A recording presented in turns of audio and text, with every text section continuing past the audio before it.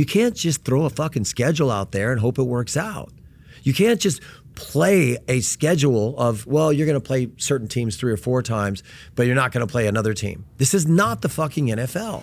How in the hell can we sit here and complain about our players playing too many games and worry about their health only to get to the end of a season when the guys are as beat up as they possibly can be in the worst part of the season where the weather's about to stop cooperating and say, oh, we're just going to add a couple more games to the slate? This doesn't make any sense. If one of these cold market teams figures it out, we're going to have somebody rupture their ACL on turf in a snow bowl again. And I certainly don't want that either. But this is where we are. They're in the room and they say stupid stuff like, well, why don't we just do it the way we do it with the NFL? Maybe that'll work. Maybe that'll be a good idea. That's how we got here. It really is amazing. 3 games. You got to play a best out of 3 series. And you go straight to penalty kicks. And that's their way of saying, well, we are thinking about the health of the player.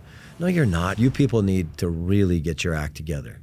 That was the most embarrassing moment that Chicago has ever endured on any level as far as sports are concerned. And that's saying something.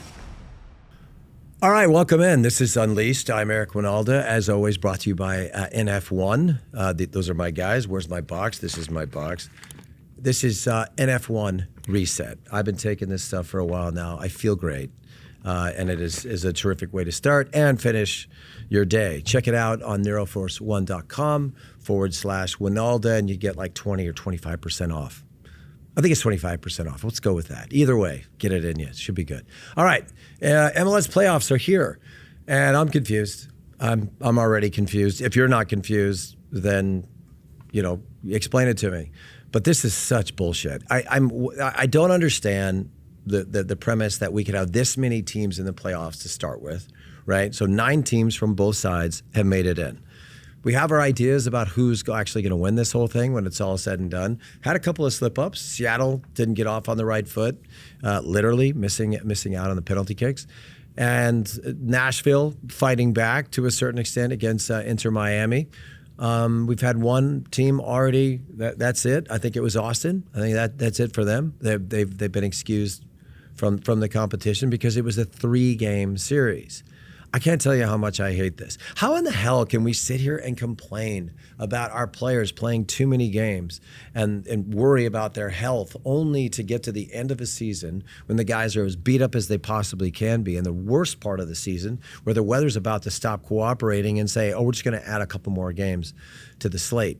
This doesn't make any sense whatsoever. I don't care what anybody says. And for me, personally,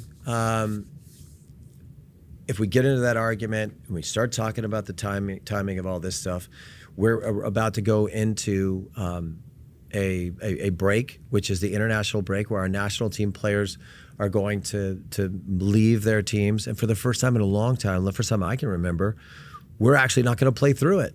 But that, because of the realities of us deciding to have the most wacky schedule in the history of the sport, starting in March, finishing in December, and we don't even know where that final is, and it could be anywhere. And man, if one of these cold market teams figures it out, we're going to have somebody rupture their ACL on turf in a snow bowl again. And I certainly don't want that either. But this is where we are. And the playoffs themselves, if you are one of those teams like LAFC who's just defeated your opponent, you have to wait 18 days for your next game. Just let that sink in.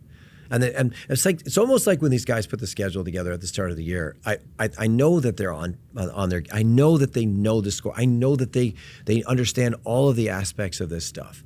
But then when the owners start chiming in and saying, "Well, we don't want this and we don't want that," they have to always figure it out. And this is what you get when you decide unilaterally to play in the wrong schedule. A couple of things are happening this week. The USL Championship through Tony Scholes looks like they're going to go after promotion relegation. I hope also they understand that when the games matter now, when they really matter, you can't just throw a fucking schedule out there and hope it works out. You can't just play a schedule of, well, you're going to play certain teams 3 or 4 times, but you're not going to play another team. This is not the fucking NFL. You have to play an equal schedule. You have to play home and away against every single team. It's the only way this works. USL is the only one that has been doing it right for quite some time now. Now they brought in somebody, Tony Scholes, if you don't know who he is, 17 years at Stoke, very good friends with Paul McDonough, and he's been brought in to give his professional opinion on how we implement promotion and relegation. I hope they change the schedule because their playoff schedule also is a little strange. Even though I think the rest of the world is actually coming around with the playoffs. They're understanding that it's a better way to do things, especially the championship. But promotion from the championship is the reason why we watch. It's compelling television. And that's why we actually want to take part of this. That when you go 18 days in between games, people have lives. People forget. Not everybody's going to circle this one. I mean, not everybody's going to remember that you told them on November 3rd that our next game is on November 21st. Make sure you're there. Wait, what? I mean, the week before Thanksgiving, and you really think that that's a good idea? I don't know. I get it. Football is football. The NFL does things a different way.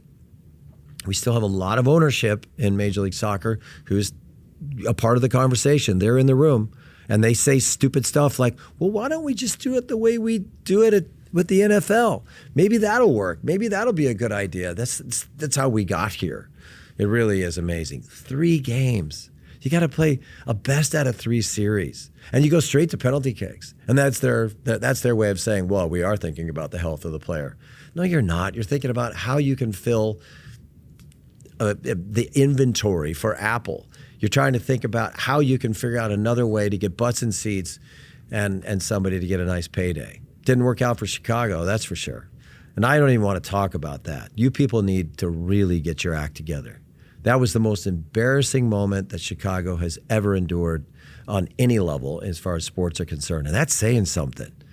But I mean, if they have video cameras and you could actually see the people that were engaging in that chant, I hope they never let you in a soccer stadium again. You're an embarrassment. You're an embarrassment to the people who actually love and care about this game. All right, I'm done with you. That's your 15 seconds. Bottom line is the playoffs stink. We don't do it right, and now we have to endure a 18 to 19-day break before some of these teams even get to play again. And then you wonder why the product suffers. A couple things, and I've said this before, I'll say it again. Get on the international schedule. Next year is the year to do it. I know that the guys are meeting all week, this week, meeting the ownership groups for Major League Soccer to make a decision on what kind of schedule we're going to have next year. It looks like they're leaning towards doing the international schedule, and I hope they do. But in the wacky stuff that we pulled off, and the 3, best of 3 series, and all the other crap that we've done with 18 teams making the playoffs. Let me say that again. There's leagues that don't even have 18 teams, or they only have 18 teams. Basically, everybody makes the playoffs. It's embarrassing. But we're going to have our playoffs, and we're going to get finished with that in December. And then we have a World Cup to host in 2026. If there ever was a wonderful opportunity to get on the schedule, it's now. It's now. And it's going to take some balls from Don Garber to say, we're not going to play a game. We're not going to play a competitive game. And then what you have to do is you have to loan out those players. And you have to actually talk to USL about their schedule and see if maybe there's an idea of where we could put some of these guys so they can play games. But the most important part will be the guys that have a chance to play in a World Cup need to be in Europe. They need to be in better environments than what Major League Soccer is able to provide anyway. That's my opinion on that. If you're trying to prepare for a World Cup, the last fucking thing you need to do is to play in Major League Soccer games in May. You want to make sure you're going to fail? Do that. It doesn't work. It never has. And it won't because it never will.